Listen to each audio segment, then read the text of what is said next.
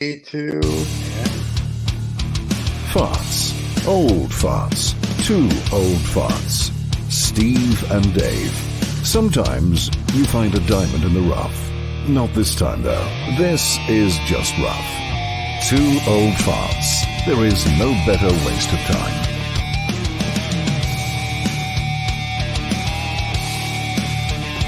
Two guys. Two old guys. A lot of BS and more drivel than you can shake a stick at. Steve and Dave. God help us.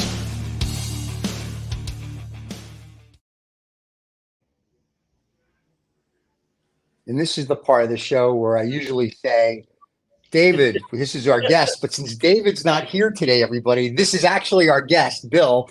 And Bill has a company called No Time for Social, right? This, like, he's close to an old fart, but no one's as old as David. David's like, one Death and him are play poker on Thursdays.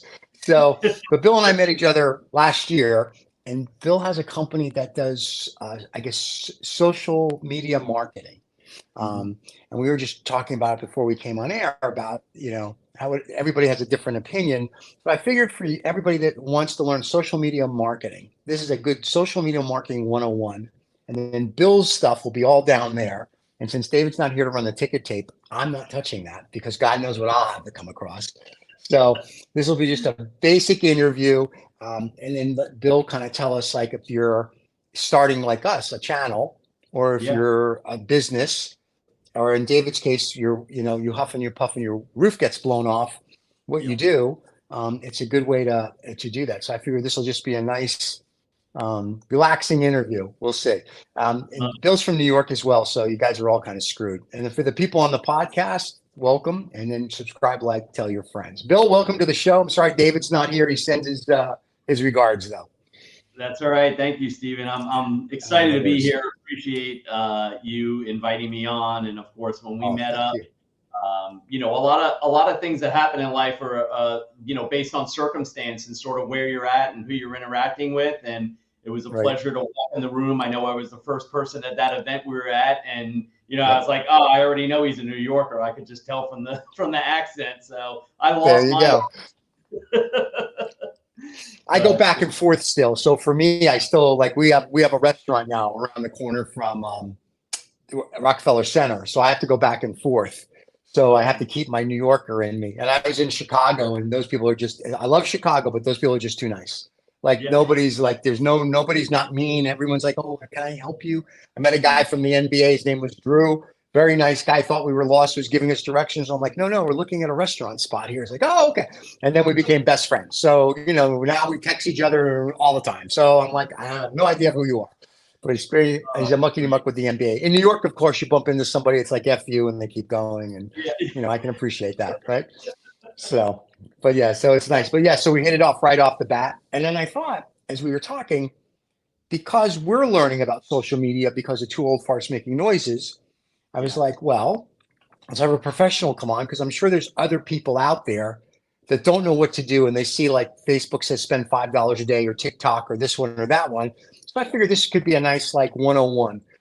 If you have this much money, or you want to reach this audience, how do you do it? Or how do you geo-target? And I don't think people know how to do that. Like if I have a roofing company, a restaurant, a car dealership, I don't want to, if I'm on YouTube, I don't want people I don't mind if people in the United Kingdom see it, but I don't think they're flying over to buy whatever, or a roof get fixed, or a restaurant in wherever. So this may be just a good overview of the services you provide, how you do it, and then kind of go from there. Love it. That's great. Yeah. I fell into this company by accident, right? Which happens to a lot of people. You've got one thing going on in life, and then all of a sudden you pivot and something else comes up. So back in 2014 is when I basically started the company. And like I said, I fell into the company by victim of circumstance. I'm a former Air Force weather forecaster, so I have this background in weather. I also ran a company that I started in Austin providing hail data to roofing companies. And when I got out of that company in 2011, a bunch of my other clients were like, hey, Bill, I know you were doing really well on Facebook. can you run my Facebook marketing for my roofing company? So all of a sudden they kept saying, I have no time for social. I have no time for social. I have no time for social. And I was like, got to register that domain because that's critical. So I registered the domain, and then one thing led to another, and started managing digital marketing and social media for roofing companies to start out. So it was definitely, by victim of circumstance. And here we are, 9.5 years later, and grew the company, leveled out a little bit. COVID hit, so all the marketing budget stopped. We were able to hang on and continue pushing forward and bring things back to somewhat normal now. And now we're back to growing the company. But it's definitely been an exciting time and a fun time. And the Facebook platform, as we've all seen, has evolved and is ever evolving. I mean, you got Zuckerberg going, we're moving everything to glasses, and now he's like, maybe we need to put a pause on that and keep the revenue coming in for the companies that are paying us.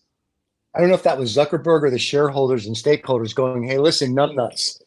We've got trillions of dollars invested in your company and you're an idiot. And it's great that you got this one thing right, but the metaverse is 5 or 10 years away before it's profitable because, I sit on the board of a company that does 3D for for governments like DODs and whatever. So I see what that looks like 10 to 15 years from now. So what everyone's playing with today, we played with in '95. So the problem I have with 3D and virtual reality and whatnot is the split screen.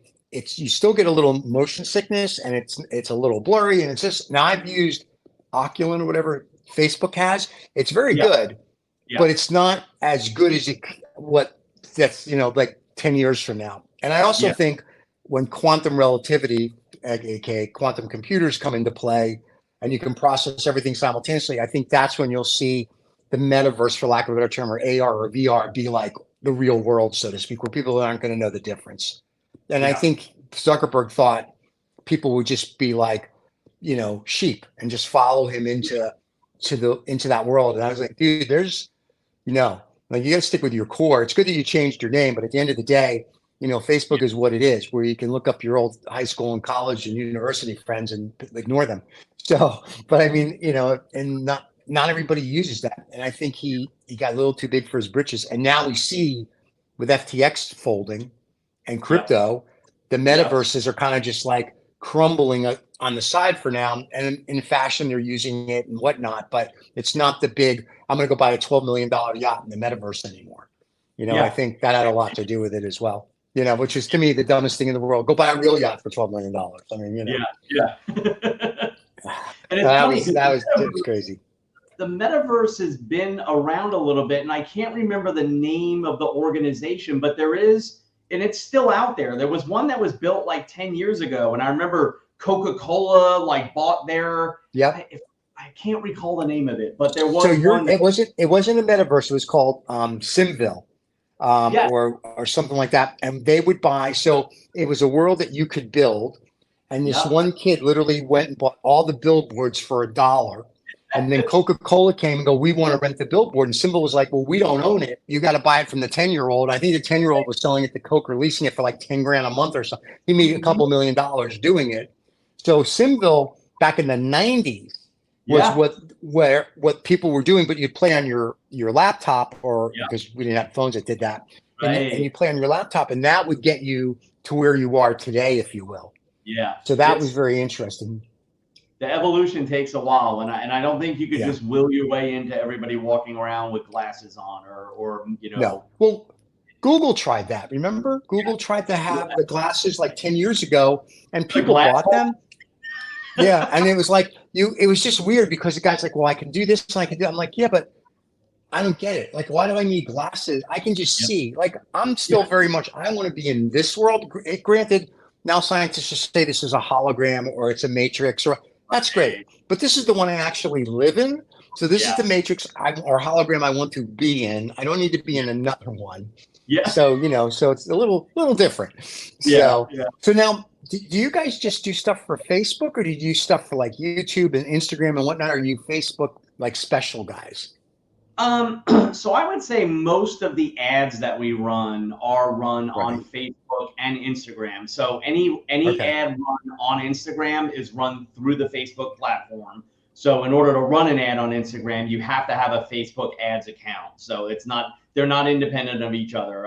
Since Facebook owns Instagram, they've just rolled Right. that in as an additional option of where you want that ad pushed out when you run it. So you can turn Instagram on and off independently.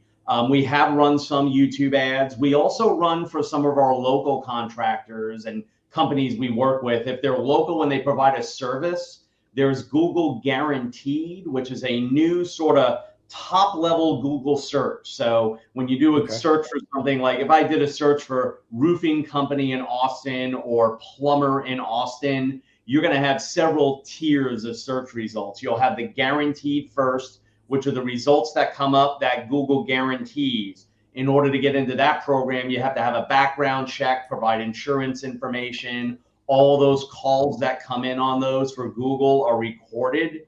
And then you can Wow. dispute it if it's not a good call, because they're charging you every time somebody clicks on that and makes the call to your organization.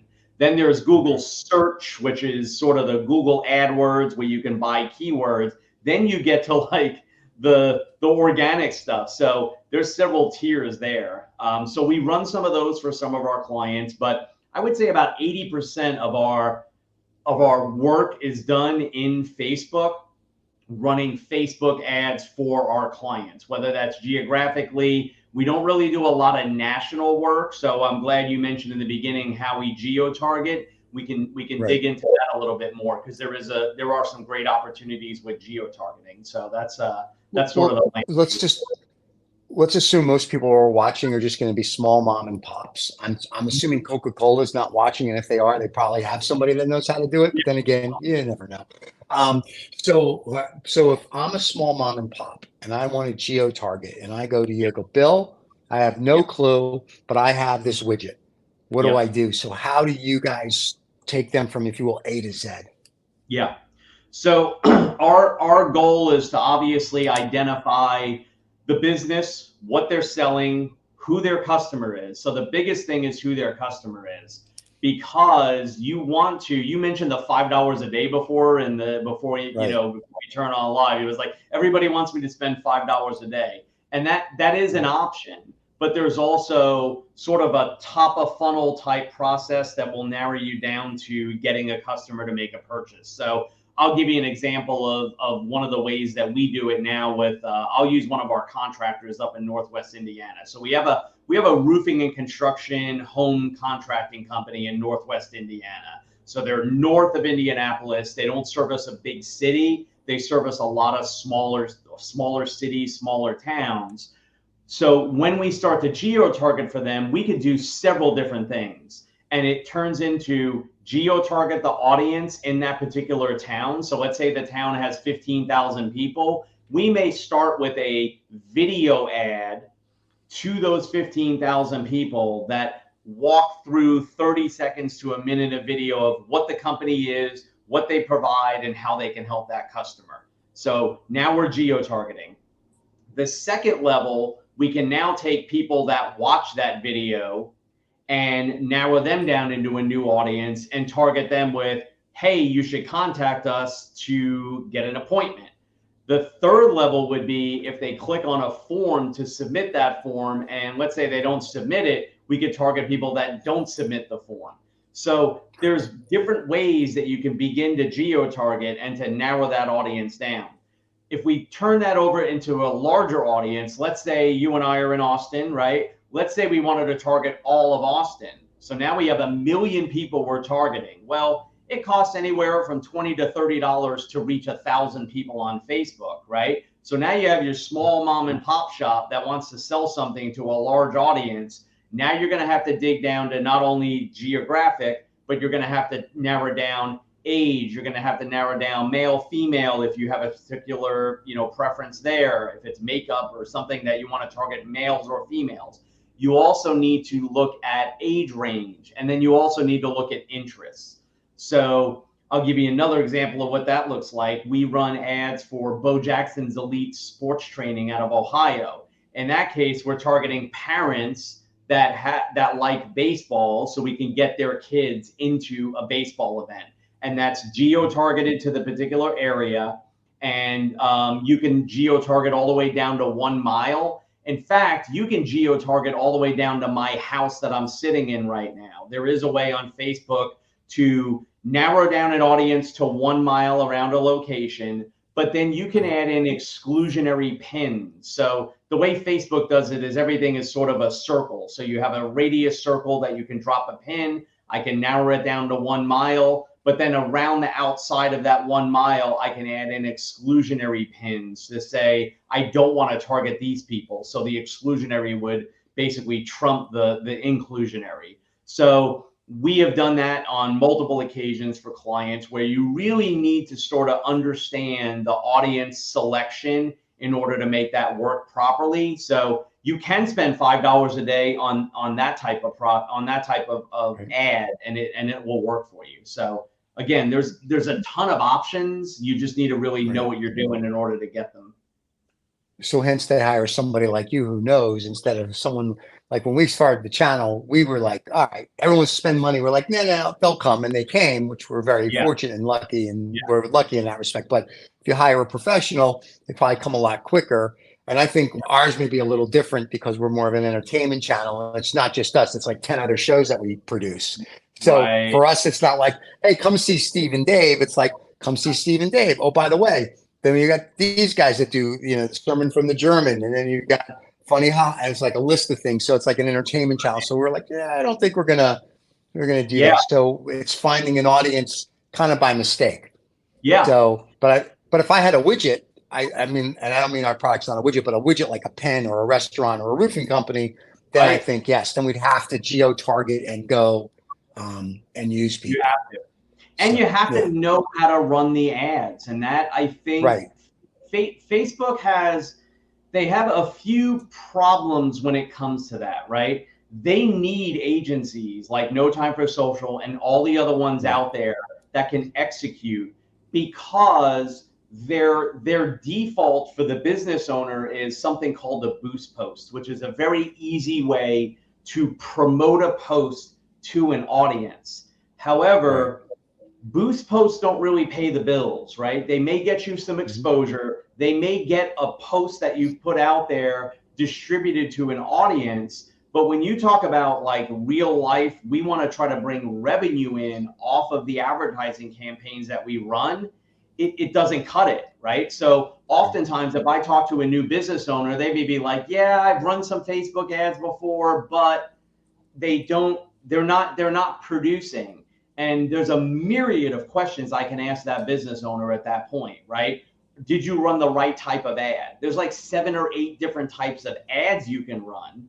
Then there's 20 different types of audiences you can build. And then you go to the creative, and there's probably 100 different ways you can build and distribute your creative.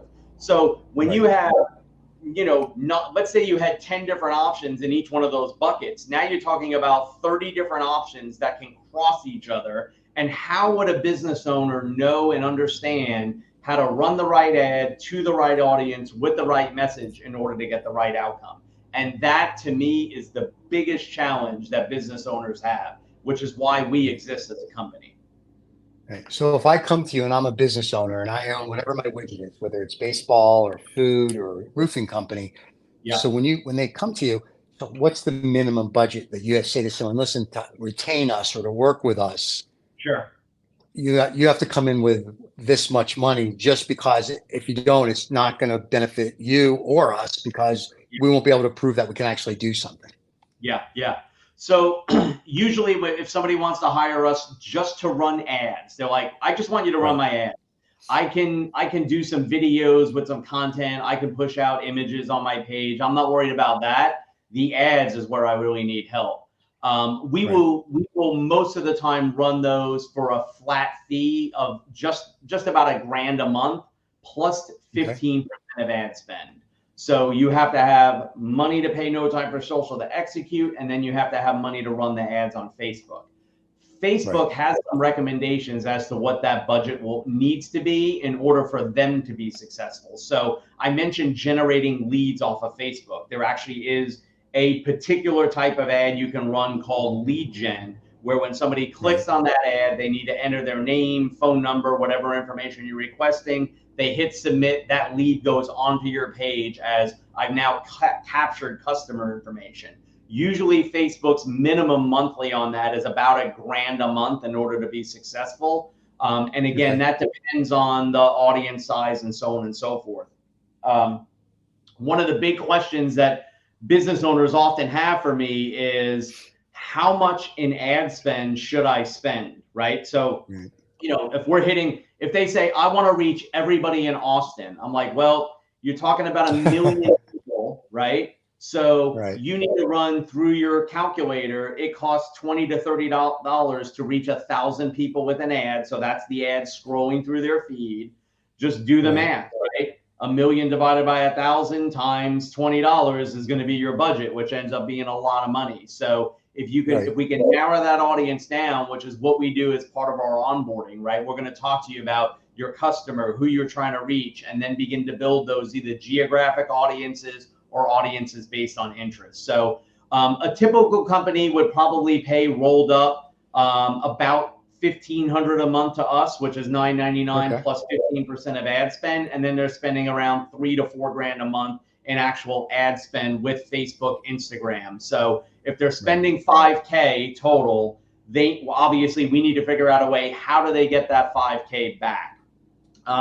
With roofing companies, honestly, it's 3 or 4 roofs, and depending. So if they're selling a roof for 15 to 20K, if they're bringing in 60 to 80K on $5,000 a month in ad spend, that's a great ROI for them. So that actually works out in their favor big time, and they'll continue to spend that money. That's very cool. So what about like a restaurant? And you said Bo Jackson, so I'm assuming Bo does well because he has the name, and then he has you guys helping him out. But if like a restaurant, car dealership, is it beneficial for them as well? Is it? I guess the question is, who doesn't benefit? Like what group? I mean, right? Because not everything works for everybody. So I'm assuming everything on a larger scale it works. So what group wouldn't it work for? That may be easier to narrow. Like if there's 3 groups, like this and this won't work, but if you're in any of these other groups, like this is the best place to be. I can tell you that we've dabbled in. Well, you mentioned widgets, right? So you've dabbled in the widget thing. If I'm trying to sell one pen, or I'm trying to sell something, to me where we've had not some struggles with, or we feel like there's a gap there in where you're going to get your ROI, it's the widgets. So if I've got a kitchen appliance that sells for $9.99, my audience may be anybody in the US that's, of this age to this age, and you're still talking about trying to reach 10 million people. Well, you've got to have a lot of ad spend to reach those people, and Facebook takes a while to determine, when you start running these ads, who's receptive to the ad and the product and who's not.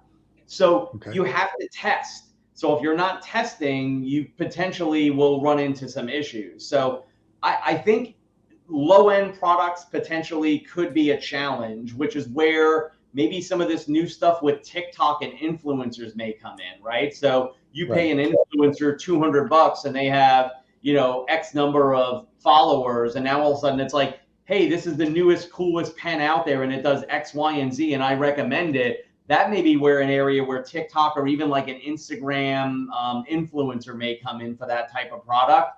We have mainly focused on service industry businesses and ones that can get a higher ROI. So I'll bring it maybe back down a little bit to say Bo Jackson's, right? So for Bo Jackson's, they're running classes or camps. So in that case, it's not a $9.99 product. It may be a $75 camp or a $300 camp. In that case, we're geographically targeting. So our audience is automatically already narrowed. We're able to use interest to get the audience down to a further, I guess, more manageable, point of time. And then boom, we run those ads and we're getting the clicks, we're getting the signups.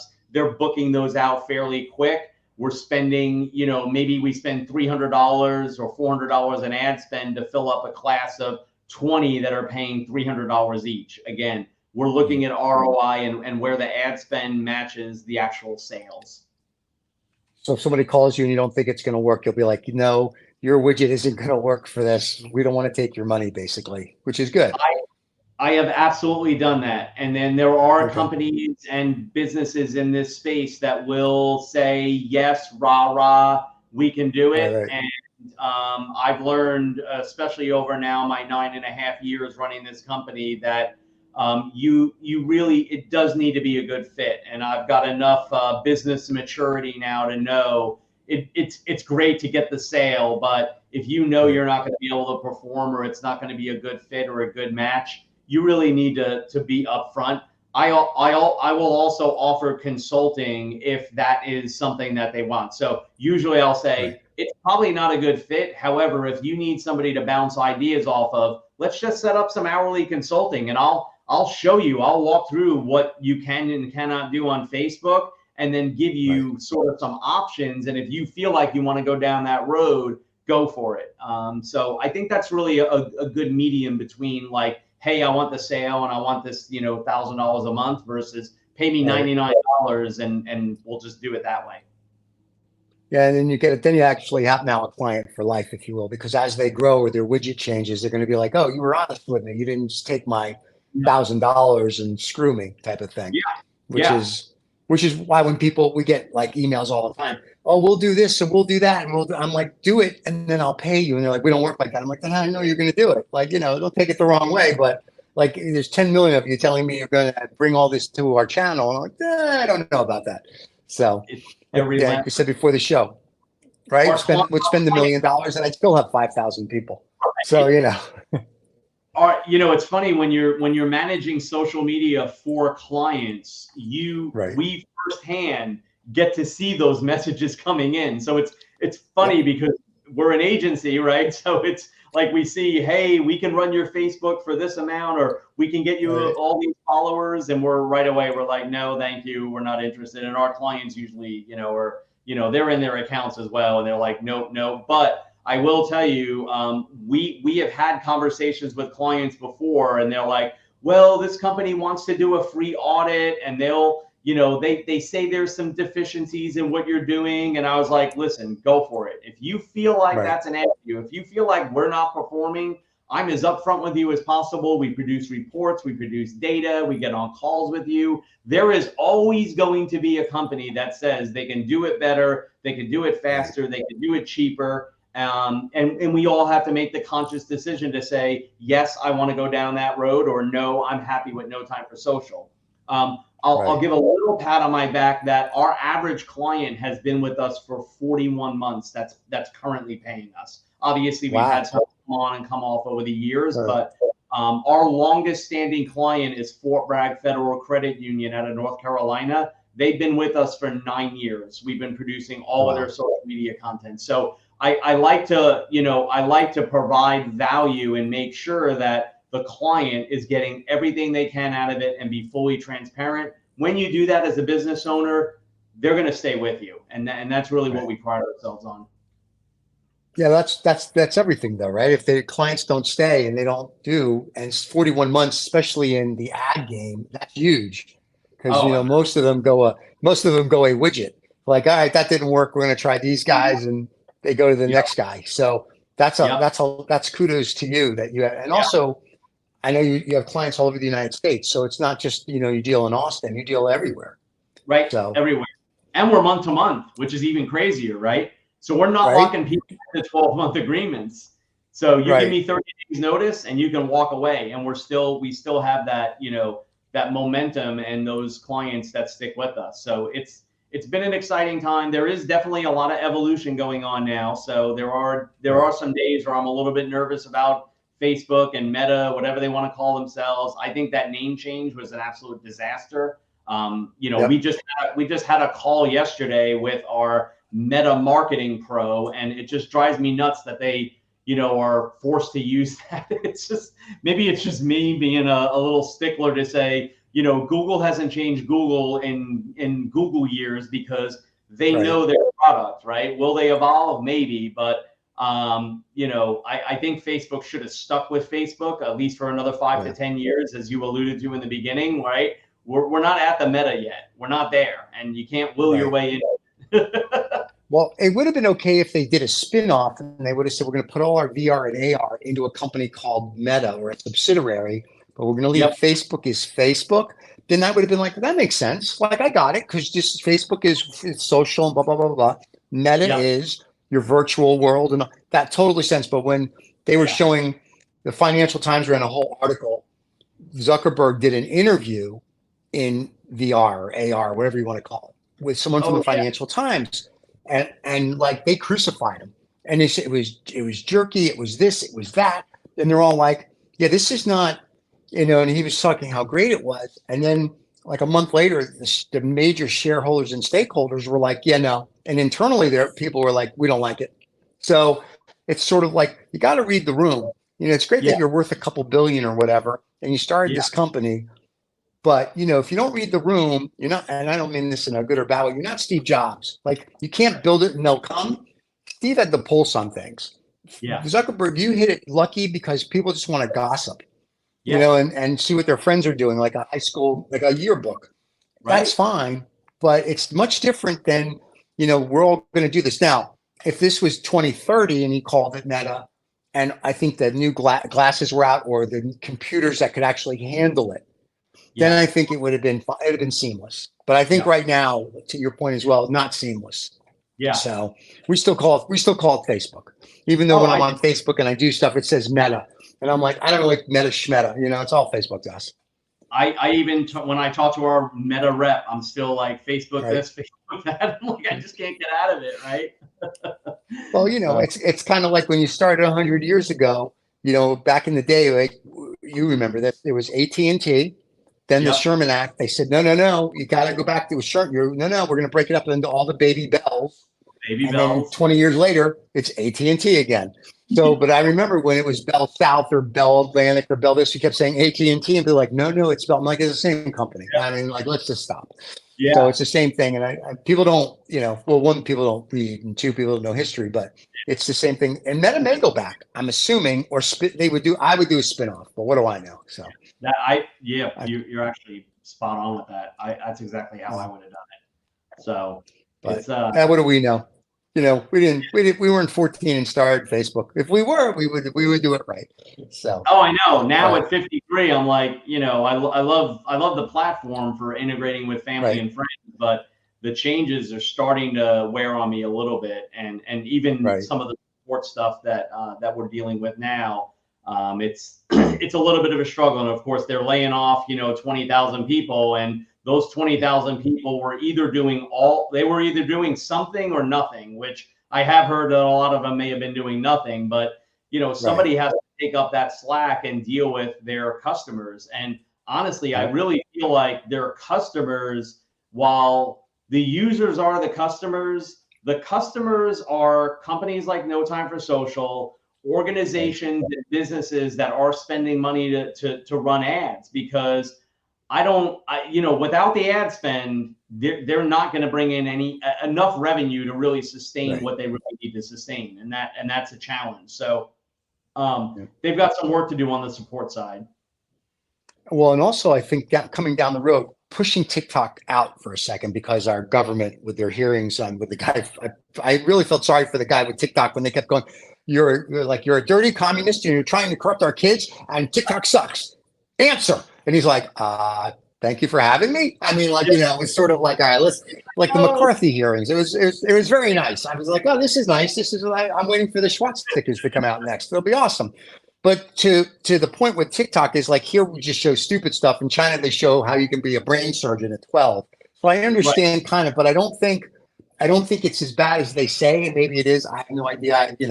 But I have to believe, coming down the road, that there will be a competitor to Facebook. Like Yahoo was the big search engine until Google came, right? So at some point, someone's going to say to Facebook, we can do it better. So I'm assuming at some point, not only will you guys be Facebook and Instagram experts, but you'll have to pivot to whatever the newest and greatest platform is that everybody starts gravitating towards. Yeah. And do you see something like that now? I don't see something right now outside of where the eyes are, which is TikTok. Right. So Okay. I do feel like unless they, and maybe that's why they're looking at the ban. The whole security thing is just a little weird to me, and I don't Yeah. really get it because most of the stuff on there to me is entertainment. So Right. maybe I'm just naive to not know enough about like what the Chinese government may do with that data, but Right. I feel like I have definitely spent more time on that platform. My son plays basketball. I like food. I like fishing. I like Right. sports cars. Right. In fact, that's my little side hobby is flipping sports cars on eBay. So I do get value out of watching some of that content. I am still an avid Facebook user.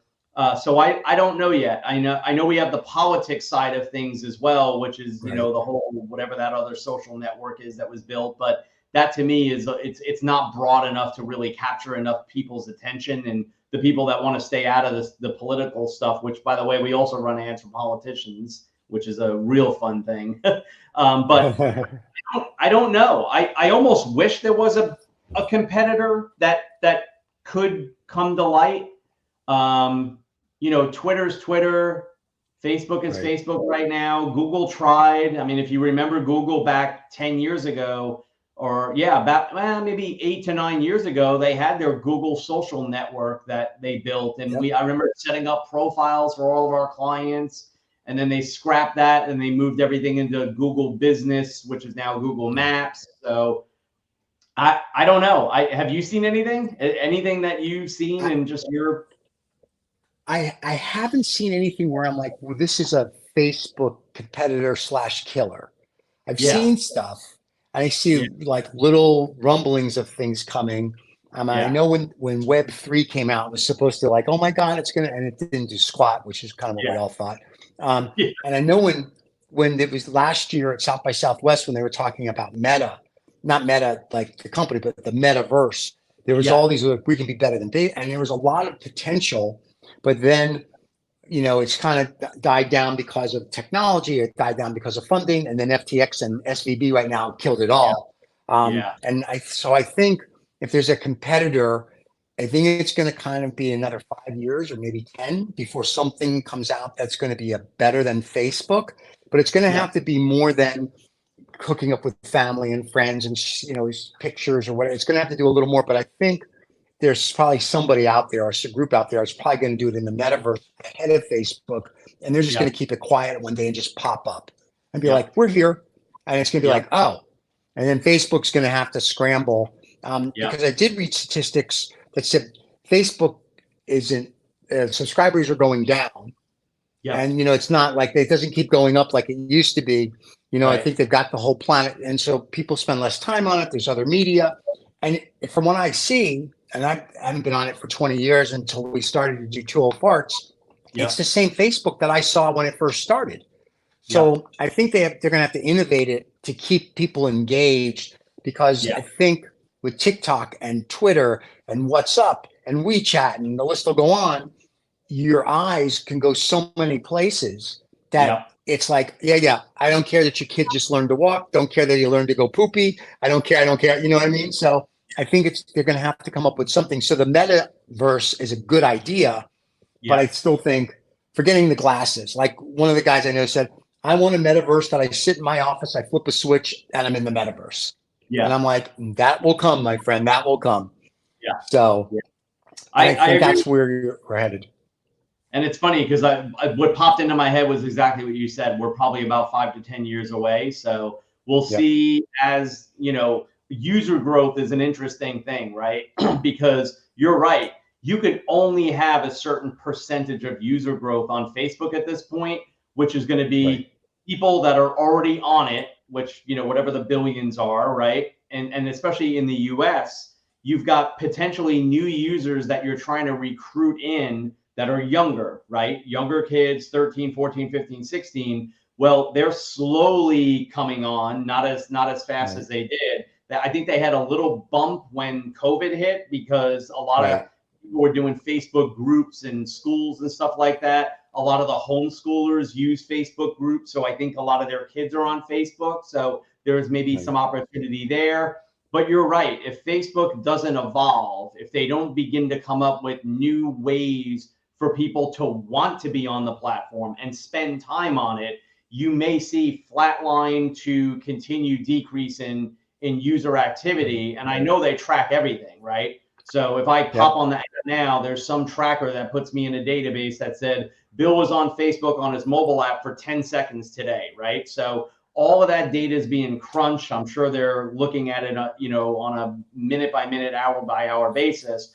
But the trends are starting to show that there's less people on it, which increases my ad costs, by the way, and our clients' ad costs, because the less people are on it, Meta wants their revenue to increase, and the only way you increase revenue is by bringing more money in. So there's a whole dynamic here involved with being able to keep revenue going, which is probably why they cut so many people, because they know they can't charge advertisers, $200 to advertise to 1,000 people. It's been going up. I used to be able to get, $2 to $3 CPMs, which is for 1,000 on video. Now that's creeping up to 5 to 8. So we're seeing double ad costs, user decreasing, no real changes other than some announcement that everyone was going to move to Meta, which failed. So you were way too ahead of yourself. There's a gap in between over the next 5 to 10 years to improve the platform, to keep people on it. And we'll see if they are able to react in a timely manner to keep up. Yeah, it'll be an interesting next few years to see how this is going to play. And once again, because Facebook has ebbs and flows, right? It's like pandemic. I think YouTube, everybody's viewership went because you couldn't do anything. You could work, you still couldn't do anything. You got to stay home. And now that people can go back out, I think most go back out. Yeah. So it'll be very interesting to see in the next, say, 3 years, 5 years, what happens to them. Because everybody's laying people off. And I think SVB is going to be an issue for them as well. I think it's for everybody else is like, what do we do now? We can't get funding. It's not as easy, It's your revenue model. It's this. And it's very funny, even though they're in the tech space, they have a very old school revenue model.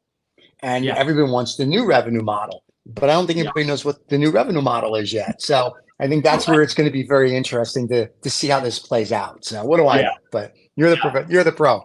So we're gonna say thank you. We're going to play the ending credits, so stay till they're done, and then we'll do some housekeeping. That's what David likes to say. So for anybody who wants to reach Bill at No Time for Social, I will have his link down there.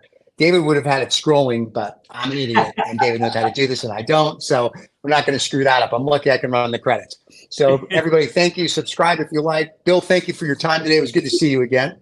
Absolutely. What a pleasure to spend some time with you this morning. I really appreciate the time and the discussion back and forth.